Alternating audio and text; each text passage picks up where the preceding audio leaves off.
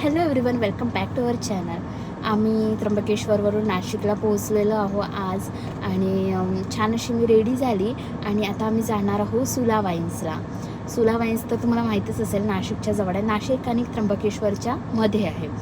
त्र्यंबकेश्वरपासून around आम्हाला 23 kilometres लागले आणि नाशिकपासनं 13 किलोमीटर दाखवत आहे. कारण की उद्या आम्हाला पुण्यासाठी निघायचं आहे, तर आम्हाला इथून ते जवळ होऊन जाणार.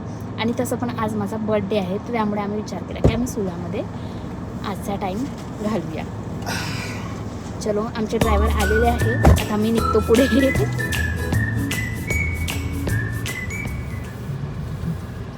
दोन्ही साईडला छान द्राक्षांचा बगीचा आहे, खूप छान. आणि इथे हिरवळ आहे, म्हणजे ग्रीनरी आहे. डोंगरावर बघा, डोंगरावर वाढलेले झाड आहेत, पण आतमध्ये ग्रीनरी आहे. कारण की पाणी होतं ना. पाणी घातलं वर बघ किती रश आहे. कुठे रे?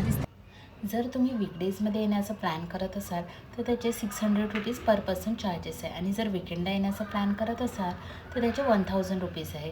पण एकदा आपण आतमध्ये एंट्री केल्यानंतर ते आपले पूर्ण चार्जेस कवर होतात. आय मीन स्नॅक्स, ड्रिंकमध्ये ते आपण कवर करू शकतो. आम्ही पण थोडं स्नॅक्स ऑर्डर केलेलं होतं आणि टेस्ट खूप छान होती. जेवढा सुंदर हा व्ह्यू दिसत आहे तेवढंच छान तिथलं फूड पण होतं. खूप डेलिशियस टेस्ट होती. आतमध्ये गिफ्ट सेंटर पण होतं, जिथे आपण शॉपिंग करू शकत होतो.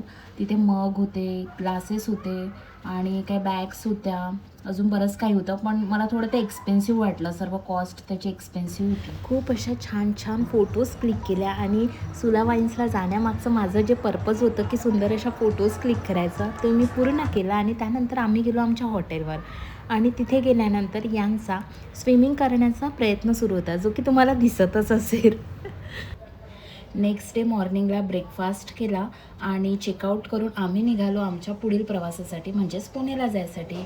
होप सो तुम्हाला माझा आजचा ब्लॉग आवडला असेल. भेटूया नेक्स्ट ब्लॉगमध्ये. Till then bye.